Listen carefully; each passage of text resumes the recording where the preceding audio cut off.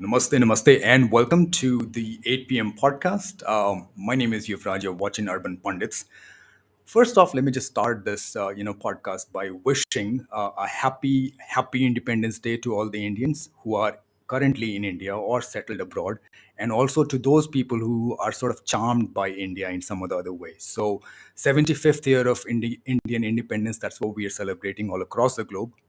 So awesome feeling, first off, awesome feeling. Also, कुछ comments आए थे मेरे पास, on some certain videos which are sort of,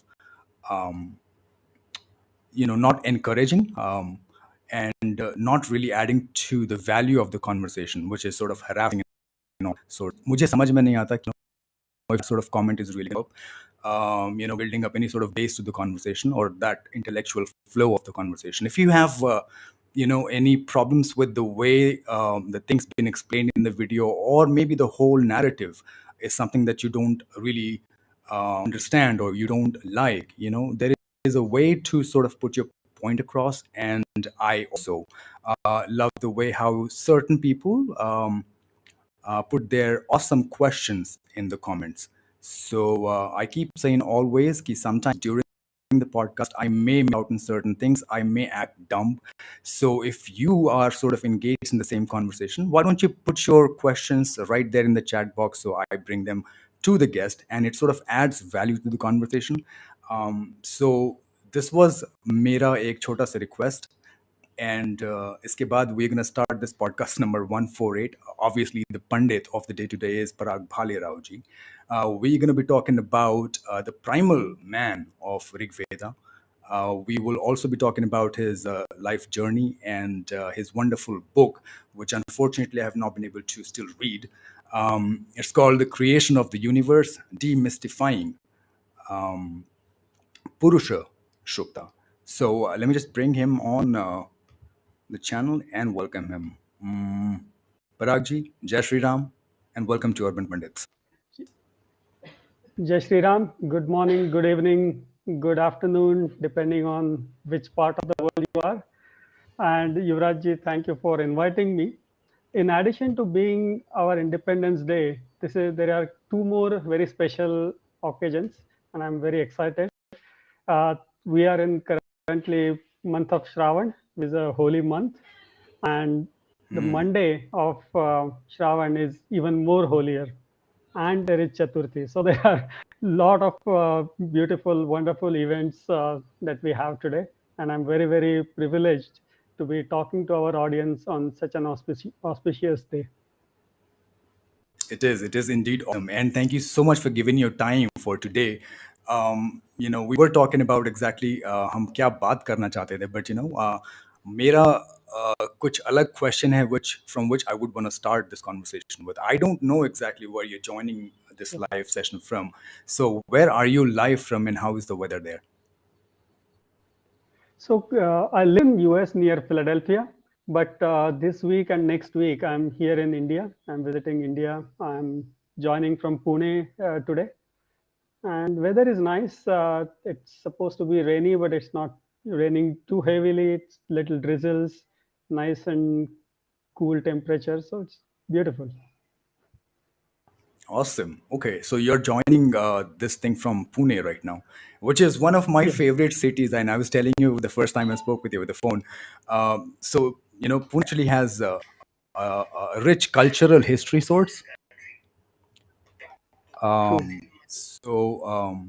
And I was talking to, I remember one of some, I sort of forget who, but um, I think I was talking to Colonel Otra sometime like about a month back, and he was like, and we were talking about the weather of Bangalore and Pune, and we were sort of discussing which is my favorite city in India or wherever I have lived, and he's talking about why Pune is better than Bangalore, and I'm like, okay, and then he starts talking about how culturally or historically rich. I'm not saying Bangalore is not, but Pune especially has such a rich culture, which is associated with what we probably going to talk about also. Pune से थोड़ा सा start करते हैं. Why do you think Pune is a great city, woman? How do you like Pune, or what are the reasons you really like Pune for? I absolutely love Pune, and now, based on what you told me, I started loving Mr. Malhotra as well. But uh, yeah, Pune has always been culturally very rich, and some people may not like it, but I would call Pune, at least it was, cultural capital of India. In my perspective at least, there is a huge dynasty of so many saints, so many holy people, so much literature, and really, really rich background Pune has. And over a period of time, a lot of colleges started in Pune, and that kind of evolved gradually to becoming a hub for education as well as post-education employment, and it grew in last about 30 years. The city has just exploded, still preserved its culture to a great extent. Maharashtra and actually that whole region has contributed so much, in almost every stream of Indian sciences. Also history कि उसको ignore करना इतना मुश्किल ही है. Bombay sort of came during the Portuguese or British times, I would say. But Pune has actually had a long go in history deep in the past. So obviously, weather के हिसाब से भी पुणे मुझे बहुत अच्छा लगता है, and because the crowd is such, I've lived in Pune for about 7-8 years. Sorry, 7-8 months. My bad. And I sort of found a lot of similarities between Pune and Bangalore, which is so unlike Mumbai and Delhi. Uh-huh. uh, Gee, the crowd actually adds the charm to it. The young yes, crowd, uh, it does add quite a lot of charm to it. right, right. As So I how said, how it long grew how long have primarily. you lived in Pune? Like, did you grew up or born and raised? Yes, I was born and raised in Pune. And after Mm. my education, after I completed my master's, I did work here in Pune for about 2 years, and then moved to US. And I've been in US for about 22 years now. Oh, and what is your line of work like, Paragji? So From your by profile, I'm working I figured in you are doing right. technology, Okay, okay. correct, in IT industry. Yeah, IT management. Which is in general perception is so different from what we're going to talk about today. So how was your inclination to Vedic knowledge and uh, Indic ethos and scriptures? वो ऐसा inclination कब और कहाँ से start हुआ? So right from childhood, I was attracted and rather fascinated by a lot of things that we typically call as religious or spiritual or ritualistic. And I was always curious to find out why we do these things. What do these things really mean? Is there any significance to it in practical life or in scientific manner? And I was always keen, so I was exploring, and over a period of time I did accumulate some information, and then specifically about topic today, Purusha Sukta, which we will jump into, I found few things which were very, very fascinating, and that's why I chose to do a little deeper study and first understand the science in it, and then reveal it to all the audience and all the bigger mass. Obviously, and I was just telling Ki, it's been unfortunate that I've still not been able to read your book. We will talk about your book, which is Creation of the Universe, Sure. demystifying Purusha Shukta, right? But before we jump into it, like you said, um, why don't we just start with the beginning? And for me also, मैंने यहाँ पे title में वैसे करके तो लिख दिया है the primal man of Rigveda, because मेरे लिमिटेड नॉलेज के अंडरस्टैंडिंग से, with my very limited understanding of Purushokta, it comes from Rig Veda and it's also there in other scriptures, other Vedas. And you can just stop me wherever I go wrong, okay? So, and audience, please don't quote me on these things. It's, like I said, very limited understanding.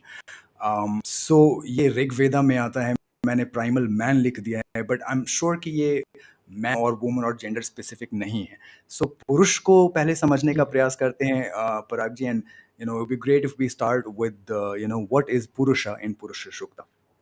What are we Awesome. referring to Purusha as? Okay.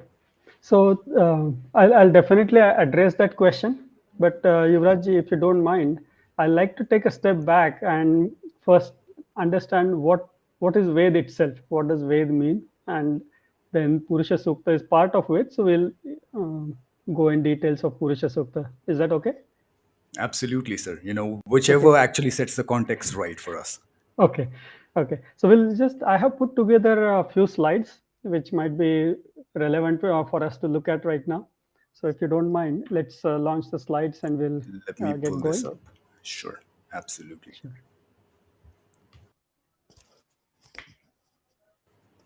Should be Okay, visible. Yep. fantastic, fantastic.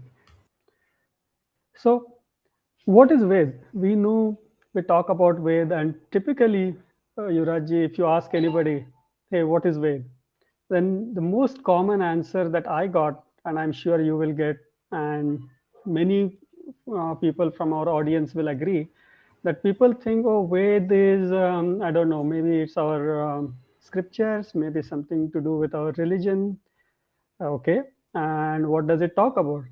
Oh, I don't know what it talks about. Maybe some rituals, maybe some other things, maybe some worships, and I don't know. Maybe even I have some religious ceremonies, some rituals. Some Pandit comes, he does some chanting, and he goes home, and then we eat food. That's as much exposure as many people have as far as Veds are concerned. So I first want Sure. to help us understand what is Ved, right? So the word Ved comes from a root word or a dhatu in Sanskrit, we call it the root word vid. Vid means to know, and Veda means knowledge. So what we imagine as our scriptures or religious books, the name itself means knowledge. And obviously, these books are filled with wealth of knowledge and all kinds of knowledge. We will not go into too many details, but you talk about agriculture, you talk about social structure, you talk about medicine, you talk about astronomy, you talk about astrophysics, you talk about pretty much any subject which we consider today as a very advanced technology. Most of those are addressed and discussed in Veds many years ago, right? So first, now we understood what Veda means. Veda means knowledge. Now the next question, Yuvraj, many people ask or we come across is who wrote Veds and when did they write Veds? So let's talk about that in a minute. So Veds are very ancient. How ancient? Now there are predictions made. There is no concrete answer, right? But there are predictions made, and those different predictions are indicating different time frames. But the one that I kind of liked, or I could relate to, or I could make sense out of, that prediction goes maybe Veds are 24,000 BC, maybe about 26,000 years old. Now, what happens is when Veds are that old, over the generations, that knowledge is preserved, but a lot of core content of it or core meaning of it got lost. And there is definitely a need to uncover that as we all move forward. And honestly, that is one of my desire or motto behind writing this book is to demonstrate to current generation that there is scientific knowledge, and few people understand it, that's awesome. If somebody takes an effort and tries to explore some other section from some other Ved or from any Ved and uncovers some truths about it, that will be phenomenal. And that's my real desire. But anyway, so the next question comes, who wrote Veds? Now, as you see on the slide, Veds are not written by anybody, and I'll explain you how that comes. So first of all, Veds are not written by one person. They're written by different rishis at different time. And then those were compiled, the writings of different rishis were compiled together to form Veds. Now, if we say that Veds are apaurushaya, meaning not man-made or man-created, then how did they come about? So there are two aspects to it. The first aspect is the rishi who wrote certain sections in the Ved. They are called drashta rishis for that section or for that mantra. And these rishis were very humble. So, irrespective of what they created, they never took credit of it. So they said, I was just an instrument, that supreme consciousness or the Paramatma, whatever we call it, that consciousness revealed Veds through me. So I was merely an instrument who revealed these Veds, but those are not my brainchild, those are not my compositions, and so on. Still able to hear me? Yes. Okay, yeah, I just saw something changing on the screen. Okay, so they did not take any credit. That's why for many sections of Ved, the authors or the rishis who revealed those sections are not known. They are not documented. And the second aspect is these rishis said that when we were in samadhi state, we heard these Veds. So, since those were heard, they are also called Shruti literature. We know that there are two types of literatures in our um, philosophy. One is Shruti and one is Smriti. So True. these are Shruti literatures because they are said that we heard these when we were in Samadhi state, and the way they heard it, the exactly same way, in same intonation, same manner, they reproduced it, they taught it, and then the tradition continued. So that is little background about Veds and Vedic literature. So before I jump into Hmm. Purusha Sutta, any questions, Yuvrajji? Um, yeah, and it could be a very naive question, Parag. Sure. So what you just described, in their trance state, many rishis and those ancient people, they they heard the gyan, and then later on, the gyan was sort of documented, became smriti also later. Sorry, yeah, sure. No. Not exactly. The Ved are still called Shruti because the origin was through hearing. That's why they are called Shruti. And then, of course, the initial teachings were also, we had oral tradition, and the Guru used to teach Shishya in face to face setup. So they never Sure. documented those, not because there was no mechanism available to write, not that they did not know how to write, but they believed that before I give knowledge to somebody, I need to check the caliber of that person, pass on the knowledge which that person can handle, only give what he or she can handle. And that's why they never wrote it. They only circulated it in oral tradition to right people in right manner. That is how a wonderful Guru Shishya parampara came into tradition. And then, um, Ji. however, I'll just linger on to what you said, what we were talking about. So these rishis are in in a state of trance, and they acquire this knowledge. So उसको हम बोलते हैं कि उन्होंने सुना. The knowledge was perceived or heard by the rishis, and then it went on, and then there were more additions to it subsequently when the time passed. और बहुत time तक ये addition होता गया है, right? It's sort of also, I found it very similar to Prophet Muhammad, जो उनके बारे में भी कुछ ऐसा बोला जाता है कि he was in the cave and he was sort of meditating, and then things occurred to him. He heard things, and then it was sort of written down in the divine book, their divine book. So uh, are these two very similar, or it can be Based something different? on the way, no, based on the way you describe, it sounds to be similar. But honestly, Hmm. I have no study in um, Muhammad's life or his study, so I should not comment on that part. But it sounds similar. Hmm. Okay. Okay, cool. So this was one very close similarity that was sort of found with my limited understanding of it. All right. Let's go ahead, sir. Okay, so now we'll go to what you were asking about, specifically about Purusha Sukta, what does Purusha mean, and so on and so forth. So what happens is, Yuvrajji, in our traditional day-to-day life, we use Purusha and Stri as gender indicating words, right?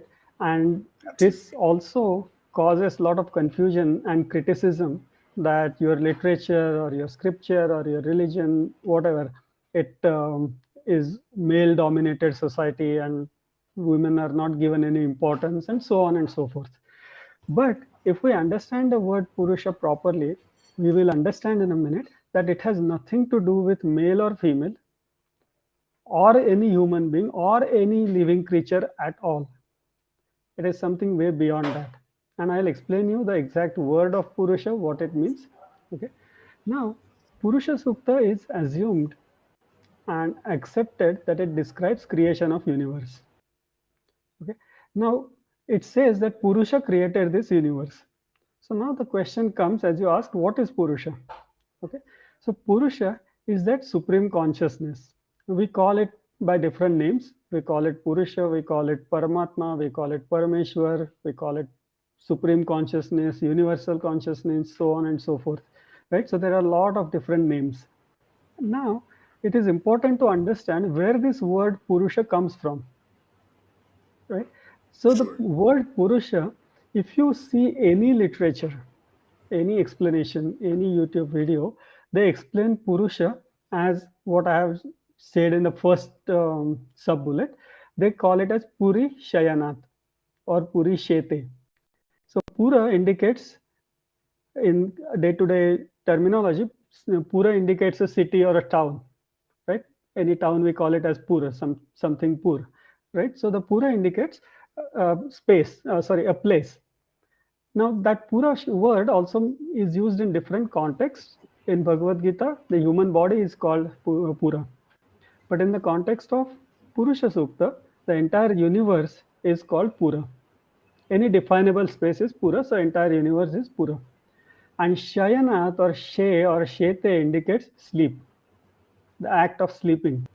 So the one who sleeps in entire universe is Purusha, is very typical definition you will see. And to be very humble but very honest, it's wrong. The reason it is wrong is if it is sleeping, it will not be active, it will not do anything towards the universe. And the reason people use that meaning Shayana is they misunderstood the word Purusha. Now, many of you know that in Devanagari script, there are two alphabets that sound similar. One is Sh and one is Sh. One जो हम शिव में use करते हैं और one जो कृष्ण में use करते हैं. There are two different shas. Shayan में the sh that is used in shayan or shete, that is the sh used in Shiva, whereas the sh used in Purusha is the sh that is used in Krishna, and that is a subtle difference which many people missed out. So if you take right sh, then it indicates Puri Ushayati. Ushayati is Usha. Usha is early part of the day or dawn or early morning, right? We know that Sure. word, right? So what happens at Usha? What happens at early part of the day? We start receiving sunlight. The entire earth energizes, becomes active, Activates. right? Comes out of sleep, activates, so on and so forth, right? So this energy, this supreme consciousness that energizes entire universe is Purusha. And it is just a concept or it is just an energy or a Shakti or something of that nature. It is not a human or any species or any animal. That is what the word Purusha means. And the other interpretation that you just sort of mentioned is um, sleeping across the universe. Right. Is that right? I mean, right, right. And the resulting interpretation is same, but the way they interpret the word and the way they analyze the words, that is wrong. I also sort of, I'm thinking of all the sleeping pose में जो Lord Vishnu का बहुत सारा मूर्ति आपको मिलता है इधर उधर and even Buddha for that matter that sort of represents the sleeping uh, primordial man across the universe. वो इसका ही represent visual representation है. Is that right? If Gee, and what that you is said again, Purusha means. yes. So what happens is, Yuraji, for a lot of concepts, there is some description given in our scriptures. And then some enthusiast artist comes up and tries to visualize that and draws that into a picture or a photograph or a drawing or a painting, whatever. And then eventually that becomes a standard vision for all of us. And we try to, and we start believing, yes, that is exactly how it is.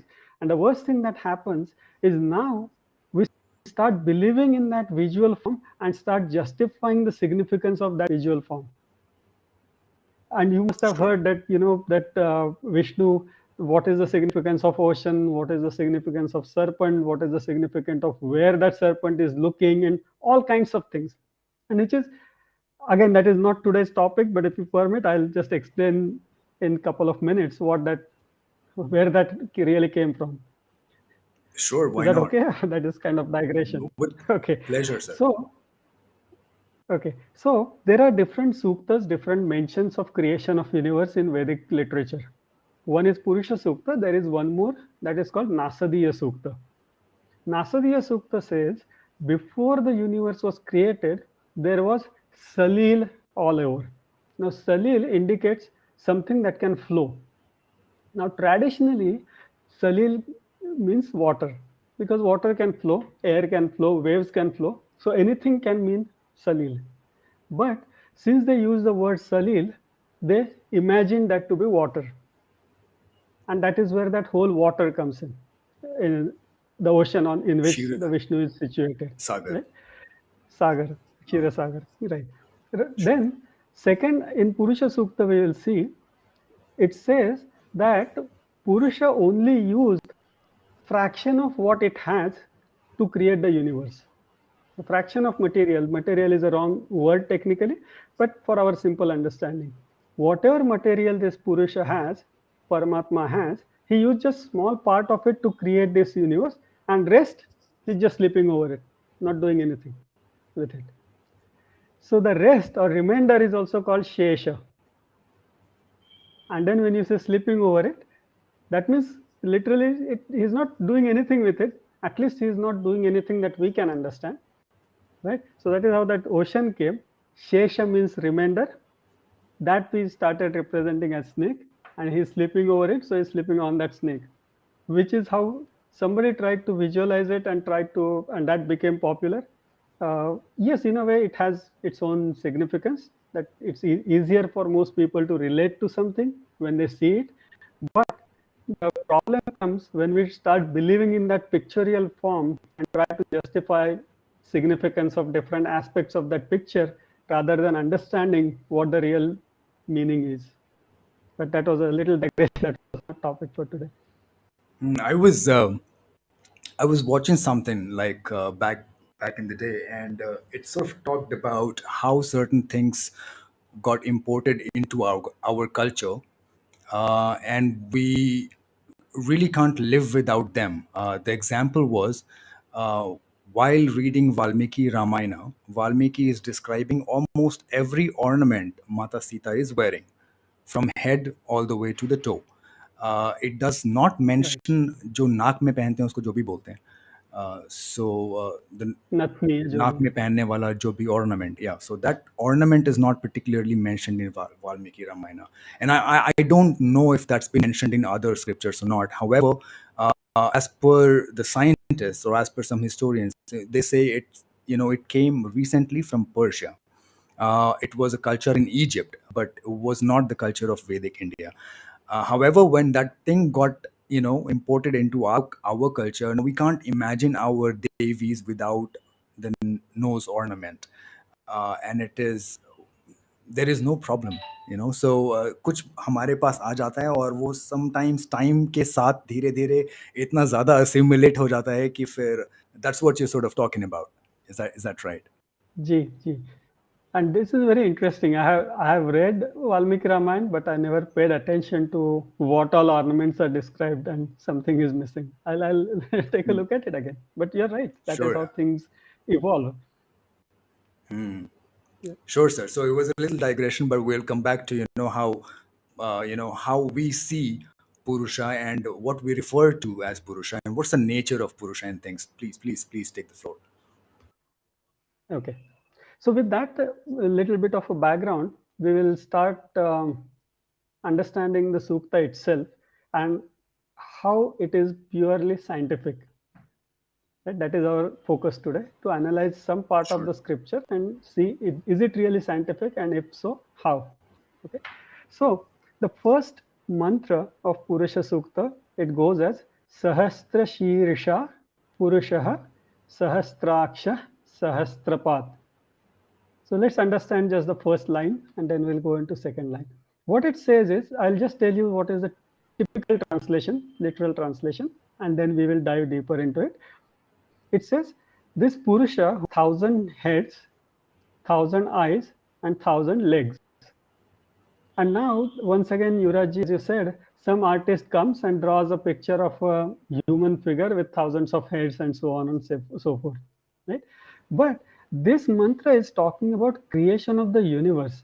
The universe is not yet created. How can there be a person? How can there be a human form? It's not possible, right? Then the second thing I started thinking, why does this mantra talk only about head, eyes, and legs? Why does it not talk about arms or hands or tummy or ears or whatever? So many other body parts. And then I realized that these words are describing our physical organs. It is representing something else. What does it represent? So let me ask you, Yuvraj, which is the most popular modern theory about creation of universe, most widely accepted? Well, a couple of days back, I was watching something on quantum physics. And I'm a huge fan of how they really think um, this universe could just be one holographic thing, and it could either just be a projection or, it is all illusory. That's what now these guys are sort of That's why thinking. we call it as Maya, right? So Hmm. it's not a Absolutely. coincidence. We call it Maya. Maya is also same Sure. thing, illusion. But anyway, the most common scientific theory about creation of universe is Big Bang theory. I'm Hmm. sure you all must have heard of Big Bang. Now, I won't go Absolutely. into Big Bang theory, but in one word or one line, what Big Bang theory says is there was a massive explosion, and through that explosion, the entire universe emerged. That stage, right at explosion, or right maybe fraction of microseconds after the explosion, is what is described in this first line. It says thousands of heads. First of all, sahasra does not mean thousand. It means large number, maybe infinite, or if you want to take literally, you can say thousands of. But we'll address that a little separately. But sahasra means, so this has infinite large number of heads, large number of eyes, large number of legs. Head represents individuality. We use terms like per head. When you say per head, that means those many unique, distinct individuals are there. So after this explosion, those objects that got created were distinct and unique objects, separate from each other. They had their own existence. That is indicated by head. Then it says Sahasra Aksha. Aksha is eye. What does eye indicate? Eyes indicate shine, luster, glow. Things of that nature are indicators of eye, right? So these objects were shining, they were glowing. What does leg indicate? Leg indicates motion. So naturally, those were born out of an explosion. So those were moving objects. So imagine a firecracker.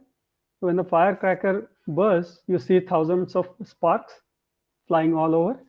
If somebody was to visualize this, that is how they would have seen this explosion. Thousands of unique, distinct objects. They were very shiny and they were in motion. They were moving in outward direction. That's how this whole universe started. That's what the Big Bang theory also says. That is exactly what is described here. Any questions before I move to next slide? No, sir. Okay. Okay. Then the second part says, Sa bhumim vishvato vrutva atyatishta dashangulam. That means it is covering the entire universe and it extends beyond this universe by 10 inches, 10 angular, whatever unit we want to translate it to. Right? Now, if Purusha created the universe, where did he create it? You need some space to create any creation, right? So Purusha itself became a space in which he created this whole universe. And since it is created within Purusha, it's surrounding it from every direction, from every side. So it is covering the entire universe. Vatva indicates that covering of that universe. So Purusha is all over, all across, within and outside the universe in every single direction. Not just that, it extends beyond this universe by 10 inches. Now, here also, it is important to understand that modern scientists, they admit that we don't know about this universe. We barely know about our solar system. Then we know that, yeah, there are few more potential solar systems. Then there is a galaxy and there are few more galaxies. But there is very limited understanding that we have acquired so far. And what here it says is, even if you consider all these universes and multiverses, beyond that, this Purusha has extended itself. Now, that word here used is 10 inches or 10 angulas. Now, somebody asked me a question that who says 10? Who went and measured that it was 10 inches or 10 angulas? So, 10 is very different meaning here again. In our mathematics, we have digits 0 to 9. Whatever we cannot represent in 0 to 9 is something that is not possible to represent or infinite. So here it, what it means is it is extended beyond the perceivable universe indefinitely or infinitely. That is this first mantra.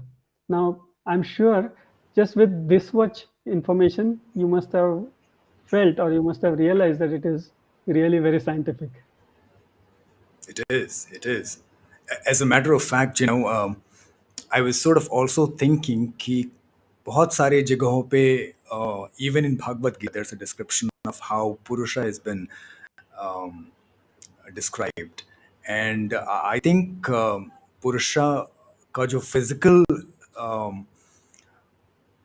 Imagination है लोगों का, उसमें वर्ना system भी also fit किया गया है इन सम theories, and that is how it also ends up talking about the head, the vakshthal, and the kamar, the that Right. hip area and the leg, from where all the Yes. four varnas are coming. However, out here in this Purusha Shukta here, it really doesn't. We don't find mentions of other body parts or limbs. Um, तो ये Right. मैं पूछना चाहता था because I also see Purusha has been sort of described in other scriptures in a little different way. Yes. So this is only talking about the initial form when the universe started formation, so to say. But in later mantras, there is a mention of other organs and how what they turned into, and that does get confused with Varna Vyavastha or Varna system, and eventually with Jati Vyavastha, which is a mess. But we'll talk about that. That mantra is there. If you want, I can Sure. jump to Okay. that mantra now, or we'll No, go no, with the no. flow. Please please go with flow. Because of, like I said, my very limited understanding. I was thinking there is a contradiction, so I sort of put my question right here. Sure, sure. And honestly, it is not at all a contradiction. It is just misinterpretation. And I'll explain that also in a minute. Okay. I'll quickly cover Sure, sir. second mantra and I'll tell you some of the scientific aspects of this mantra as well. So this mantra says, Purusha evedagam sarvam yat bhutam yatcha bhavyam utamritatva seshana yadanne nati rohati. So what it says is, whatever we see, whatever we perceive, whatever we understand, it's all nothing but the Purusha itself. Whatever existed in the past is Purusha itself. Whatever will exist in future is Purusha itself. Now, the spiritual interpretation, many people say, oh, it is just a God and God is always there and we all come from God. Yes, that is true.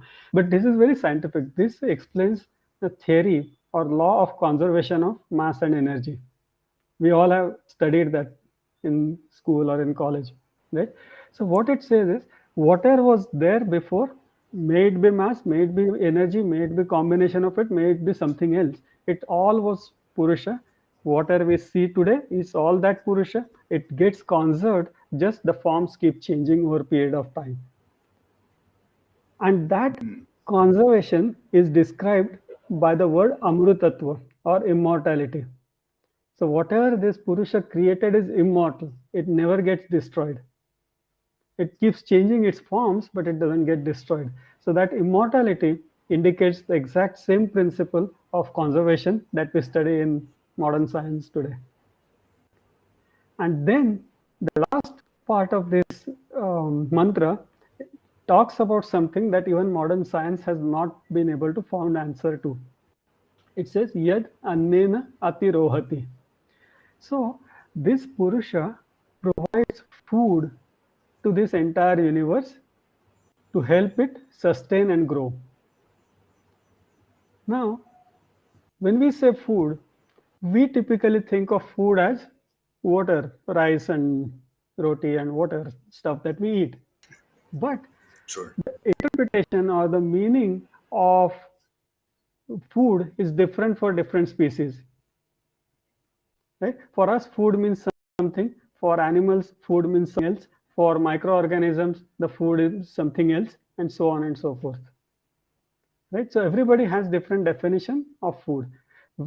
If we say that the universe is growing, then there has to be some energy, something that will help this universe to sustain itself and grow. Science does not know anything about it, so they just call it as dark energy. You can Google dark energy and you will find what it means. So science is science says we don't know what it is, so we just call it as dark energy. Whereas here it They have clearly says theories. They have theories that it could be just a exactly. gravity leaking. You know, there are some interesting theories about what they think about dark energy is. So Yeah, and uh, I'll just put across a couple of them since you just mentioned. So some scientists actually think that this could be just a gravitational energy which is leaking from some other universe into ours. Some think that it is just one unmanifested form of the universe which we can see or comprehend, and eventually, like you said, it's a circle of manifestation and unmanifested. So there are some really interesting theories about what they think what dark energy could be. yeah, so true. But the same concept is clearly described here, right? That the Purusha provides food or energy or some substance which helps the universe sustain and grow. Right? That is what this mantra says. Again, as you can see, very, very logical, very, very scientific and practical. So I'll just skip a few and just come to one more mantra. So this is sixth mantra, which says, Yat Purushena Havisha Deva Yajnam Hatanvata Vasanto Asyasidajyam Grishma Idha Sharad Havihi. So it means that this Purusha continued the process of creation of universe, formation of the universe in the form of yajna. Yajna does not again mean the bricks are laid and fire is lit. That is not what yajna means. It is one form of yajna. But in simple term, yajna is any process of transformation where you offer one thing, process it to get something else. That effort, that process is yajna. So in this process, offered himself, and in that process, the universe came out. But in this mantra, it says, for that yajna, for the process, uh, few seasons are mentioned here. 3 seasons mentioned. The spring was offered as butter, the summer was offered as fuel, and autumn was offered as oblation. Havi. Now, first important thing is every literature talks about 6 seasons. Here they have talked about only 3 seasons. Why is that? Secondly, when this mantra comes in the flow, the earth itself is not yet formed. We are skipping few mantras, so we may not get the complete context in the interest of time. But the earth is still being formed. If earth is not yet formed, where will seasons come from? Even if seasons are there, how can I take a season and offer it into something else? Season is not a physical object that I can catch hold of and put it somewhere else, right? So what does this mean? So this again indicates that before completing formation of the earth, this Purusha, this Paramatma, established a mechanism which is very, very essential for sustenance. What is that mechanism? The mechanism of cyclic creation, or what we call it as Utpatti, Sthiti, and Laya, right? And that is indicated here. Now, as we know, Vasanta is a spring season. In spring, what happens? All flowers start blooming, all the hibernated animals they come back, and everything appears Sure. very energetic, energizing. So it represents life. Life comes back, everything comes back to life. So Vasanta indicates birth or life or Utpatti.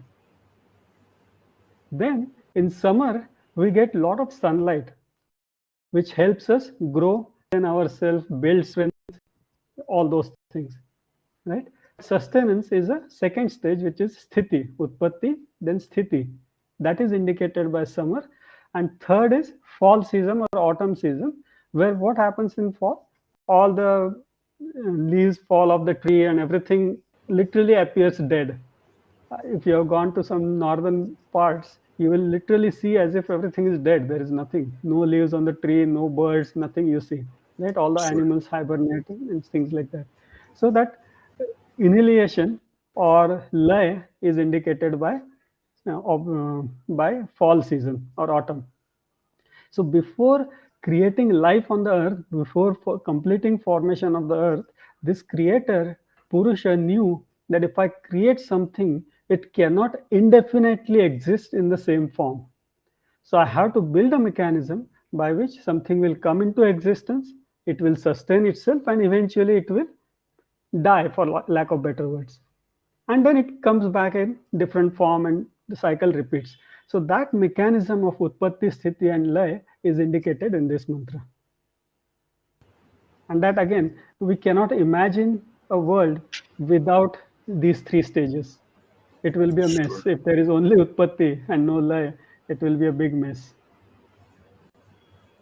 Absolutely, sir. And it's interesting to see when you see how the universe sort of operates, Parag sir. How minutely it's been thought of that even you take out something like a tad bit from the way it works to how it should not, and the ripple effect is going to cause the whole universe shut in a moment. So it Yep, इतना ज़्यादा perfectly engineered है ये universe. It's beyond anybody's imagination. absolutely, um, absolutely. sure. So I'll just address one point that you had mentioned, and then if time permits, I'll go back to one more mantra. So this is 13th mantra, where from this mantra onwards, different body parts are representing in different manifested objects or mechanisms. Okay, so I'll purposely or intentionally cover this mantra because it has some importance, some relevance, and so on. So this mantra says, Brahmanosya mukmasit bahu rajanya kritah uru tadasya yad vaishyah padbhyagam shudro ajayata. Again, in literal translation, what it means is from the mukha, from the mouth of that Purusha or Parabrahma, Brahmins came about. From his arms, Kshatriyas were born. From his thighs, Vaishyas were born. And from his feet, Shudras were born. Now, in the sequence when this mantra comes, the life is just started. It is just beginning on the earth. So when the life is just starting, there is no possibility of classifying that life into four categories and create discrimination or grouping and so on and so forth. So this in this context, in this sukta, these four words have nothing to do with varnashram, and absolutely no literature ever has anything to do with caste system at all. But that's Sure. a separate topic by itself. Uh, but what does it here really mean? What does it? Why does it say that Mukha became Brahmin? So when we say that somebody is intelligent, his intelligence is typically expressed through his words or through his mouth, right? So mouth is representation of intelligence. Does that mean only Brahmins are intelligent? No, it has nothing to do with any humans or any caste or any group or any varna at all. What it says is, before I start creating creatures on this earth, I have to build a mechanism in those creatures which will help them survive. So the first mechanism is knowledge. Every organism needs to have knowledge. We of course have knowledge that which helps us to survive and enjoy life and so on and so forth. But every creature has a knowledge.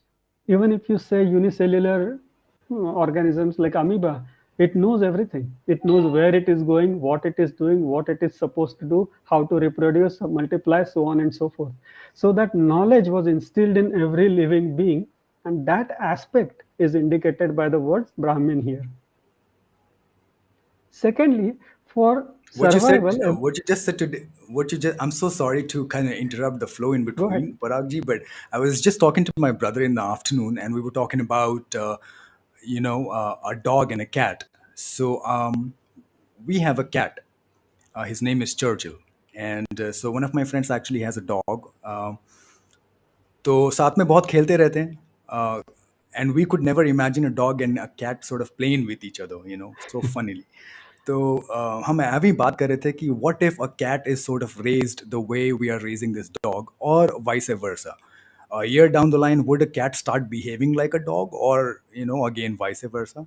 Would that really happen? I don't think so. And there are numerous experiments which have been conducted.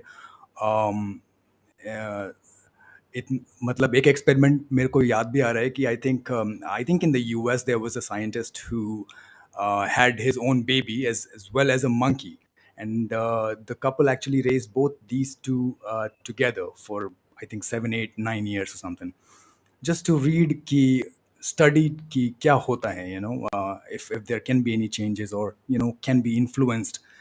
तो ऐसा नहीं होता, because there is a certain inherited knowledge even in your DNA that you would grow up to be a cat if you're born in that family, or you're going to grow up to a dog if you're born to a dog. um, Exactly. so that inherited DNA information is such, it's mind boggling how True. it sort of works. Like we were just talking about, I just mentioned कि ये इस पूरे creation में, manifested creation में, जिसको अगर लोग modern scientist बोलते हैं कि चलो projected like a maya, all illusion, which we sometimes also sort of talk about, isn't it? अगर ये Yep. वो भी है तो भी ये इतना डाउन टू द प्रिसिशन है, इतना कटिंग एज है कि it's unfathomable, it's beyond Absolutely. understanding. I'm Absolutely. sorry to Absolutely. digress from the whole So thing, but true. Oh no, no, that's perfect. I mean, I want it to be interactive. So it's very true. So there are inherent properties instilled in every creature which you cannot change, and there are some instilled properties that we can change. You will see, if you really raise monkey, then it will learn some certain, certain things like humans. But at the end of the day, it will not behave completely like humans. So instilled sure. properties can change, but inherent properties cannot be changed, right? So anyway, coming back, so the next, the mantra says, Bahu Rajanya Kritaha. Bahu is arms, Rajanya is Kshatriya. Those are parallel words. So what it says is every living being for its survival needs to have ability to defend itself, protect itself, right, from any kind of calamities, any kind of attacks, any kind of wars, and so on and so forth. So that property was instilled in every living being to protect itself, to defend itself, to fight for its own survival. Survival instinct, जो हम कहते हैं.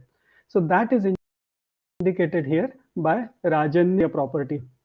or Kshatriya attributes, those are installed in every living being. Then the third attribute is Vaishya attribute or Vaishya property, which indicates tendency and ability to accumulate something. What do we accumulate? Simple example, we are awake maybe 14, 16, 18 hours in a day, and we need energy for all the activities that we do. For that, what we do, we eat food once, accumulate that in our stomach, process it, and keep releasing energy for our day-to-day activities. So that is one simple example of ability to accumulate something. So that property again was instilled, and that is indicated by uh, Vaishya property or Vaishya word. And the last and important is Shudra. Shudra indicates all other essential activities that we perform. All those properties, all those activities, ability to perform all those activities is indicated by Shudra.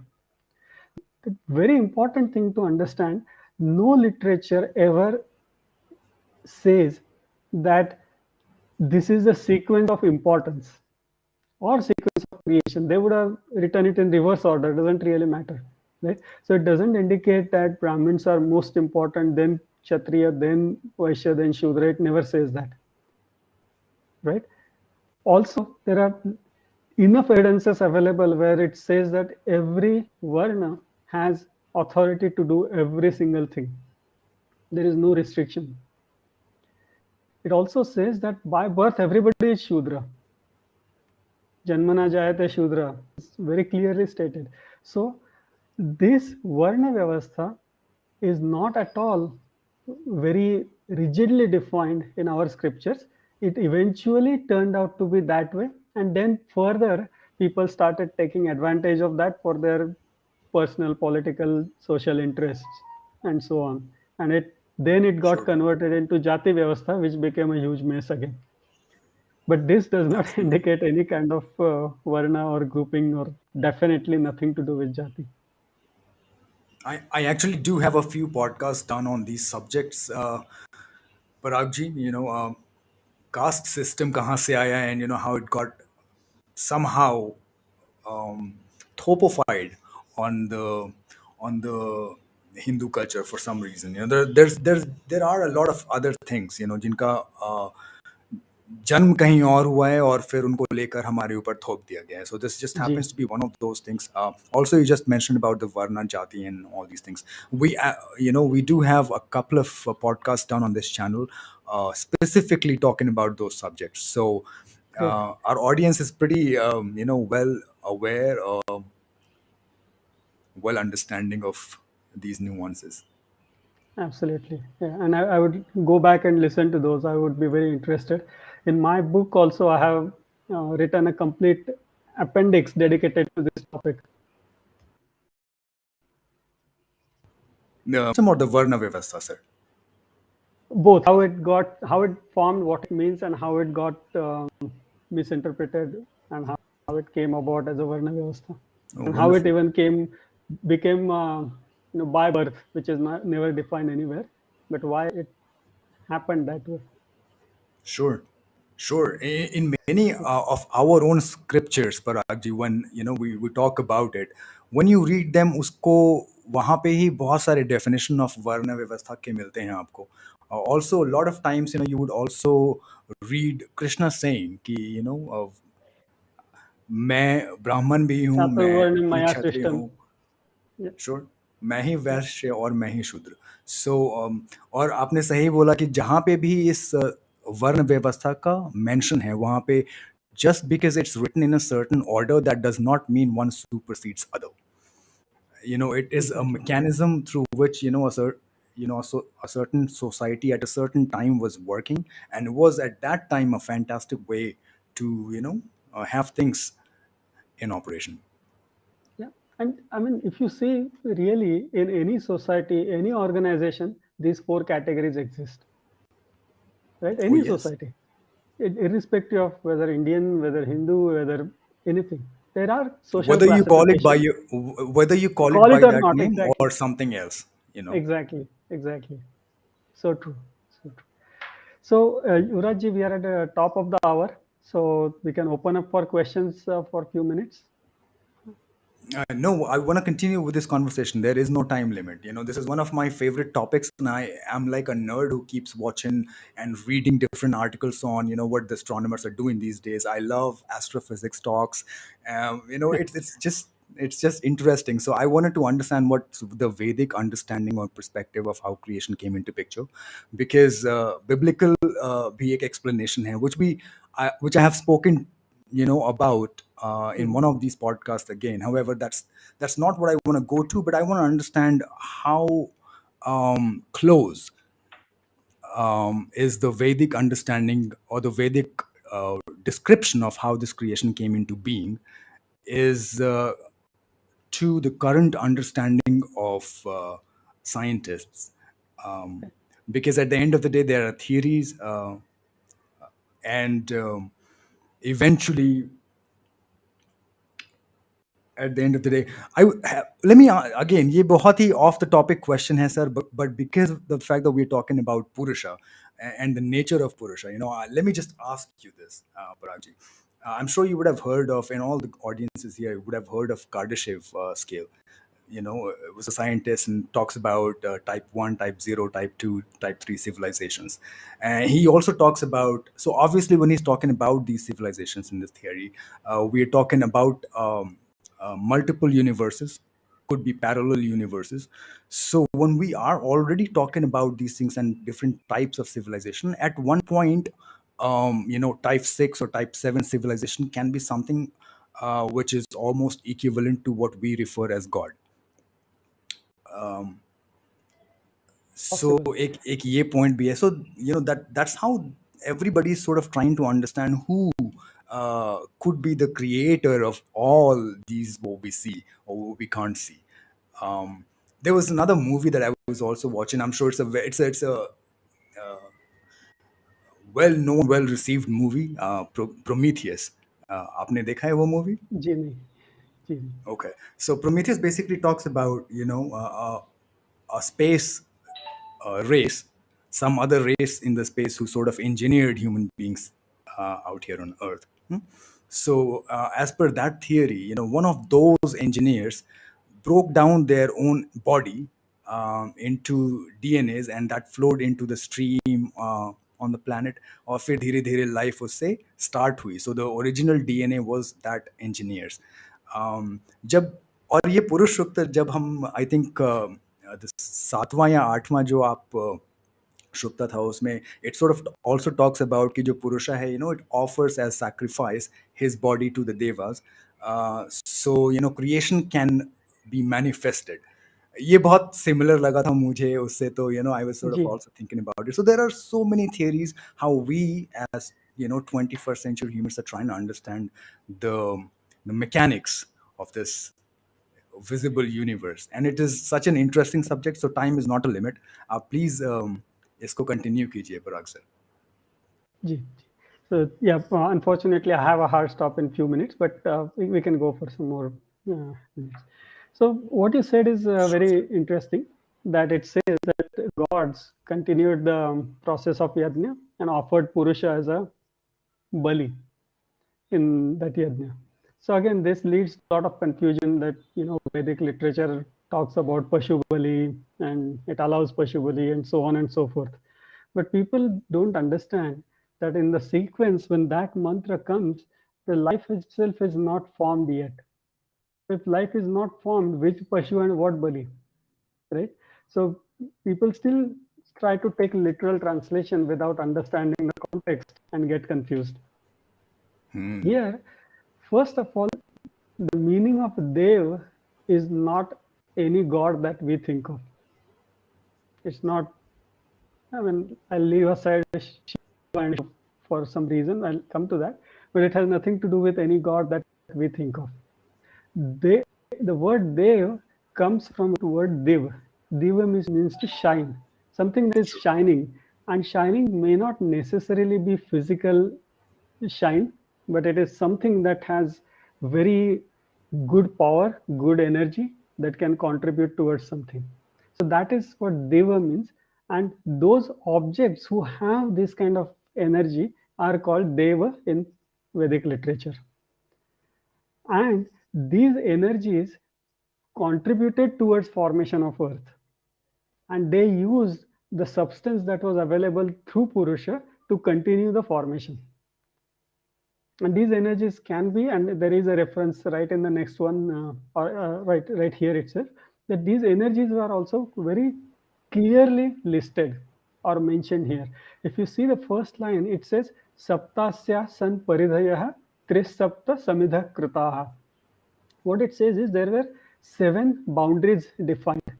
So when we do our traditional yajna, we put sticks around the yajna defining boundary of that yajna. Here it says there were 7 boundaries. Now, and now by the time this mantra comes, we are talking about formation of earth. Now, when you think about 7 boundaries on the earth, you don't need anybody to tell you that it's 7 islands or 7 seas, right? That define the boundaries of uh, earth on boundaries of land on the earth. So that is what is mentioning here. And then the next important thing it says is Trisapta. Trisapta is 3 times 7. Now 3 times 7 is 21. Yeah, we know that. But rishis did not use the word 21 here, not because there is no equivalent word for 21. And every translation, if you see, they will use this as 21, and then they will explain you what those 21s are, like, you know, pancha jnanendriya, pancha karmendriya, object, organs of perception, and so on and so forth. And then if you ask them, okay, that is great, but how did these things contribute towards creation? They have no answer. They also ignore accidentally one important fact, that these rishis used the word tri sapta, not 21. That means there were 3 sets of energies, and each set had 7 kinds of energies or powers or whatever those mechanisms. So there were three sets of mechanisms, and each set had 7 mechanisms that help in formation of earth. The first set is there are 7 types of energies or rays we receive from sun. That form the first set. The second set is all the gravitational, attractive, repulsive forces coming from 7 planets that help Earth in stay in its orbit and rotate or revolve and all those uh, activities of Earth. So those 7 forces is the second set. And the third set is there is a list of 7 types of energies, which includes ultraviolet, infrared, electricity, and so on and so forth. So those are 7 bands of energy clearly listed. Those are third set, and those 3 sets of 7 each form total of 21, which helped in formation and now in sustenance of the earth.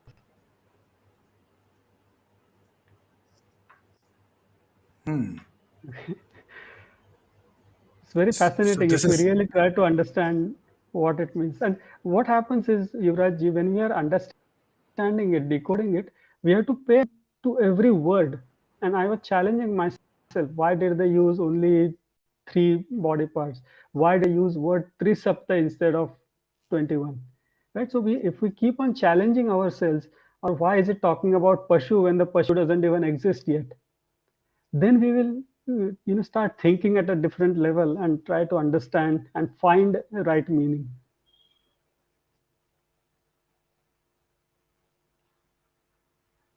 sure. Am I making sense? Absolutely, sir. It has to be. शायद इसीलिए आपने अपने book का नाम डिस्टिफाइंग पुरुष सूक्ता रखा था, because Ji. I'm thinking I'm gonna repeat it now. I haven't have the book yet with me, so I've not had a chance to read that. But जहाँ तक मुझे समझ में आ रहा है, I think it's going to be sort of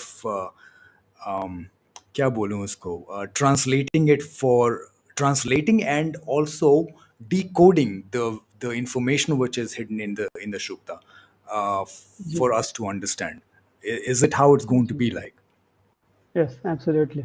So what I have done is in every in the book also I have given the mantra itself, then meaning of individual words, the traditional or conventional meaning of every word, conventional meaning of the mantra, and then I have dived deeper into what it really means, what is the core of it, and scientific analysis of it. That's interesting. So during your own research of, while you were writing this book, Paragji, what all information did you gather and from where all, and how much of that information, fits in with the current way we think what universe is, or we think that the whole thing, the whole creation, is existing right here. So, Yuvrajji, to be honest, I did study few of the modern theories, and I won't claim that I know every theory to its core, but I studied it enough to draw parallels or to understand if it makes sense. Is the Sukta trying to tell something similar? To that extent, I studied few theories, and also I studied or rather read a lot of books. I read or heard a lot of YouTube videos, and I was a little bit frustrated because on one side everybody agrees that this sukta talks about creation universe, but none of their explanation tells how it maps to creation of universe. So it goes more into adhyatmic or spiritual explanation and talk about different things, but it doesn't really tell how the creation came about. So my entire focus was to a great extent self-analysis, and the thing that helped me most is something called dictionary, shabdakosh, because each word can have multiple meanings, and then I had to dig into every meaning, try to make sense out of it in the context, given context, to see if it really is relevant meaning of that word. But on the same topic, if you have heard of author called Dr. P.V. Vartak, he Sure. recently passed away, but he was a practicing physician, so he was not like a sadhu sannyasi kind of a person. And he did a lot of analysis of different parts of different scriptures, and his work really inspired me to get into this subject and do this analysis. Interesting. As a matter of fact, just a few days back, I was hosting Ashwini Sahasrabudhe, and she was also talking about Yeah, Dr. Vartak. So there is a story that yeah, she was sort of talking about. Um, this guy was a very spiritually advanced human being. At the same time, उनके बारे में कुछ ऐसा बोला जाता है कि he could do space travel. This what you say, astral projection and things that we speak of right now. He could do it back then. He had visited Mars, and Mars. this is on record. Okay, this is on record. So he Yes, has visited Mars, and way before any NASA rocket could actually take a picture of the planet. And whatever his explanation or description of the planet was, but it was you know uh, eerily similar to what we now know of Mars. तो उनके yeah, बारे में ये story मैंने yes. एन Ashwini ji was And it actually. was more like yeah, there was like more than 80% match between the description he uh, wrote and what different spaceships found out, and that also he explained because he went there at certain time of the day on that planet, and spaceships went at different time of the day, so obviously what we can visually see and perceive was little different.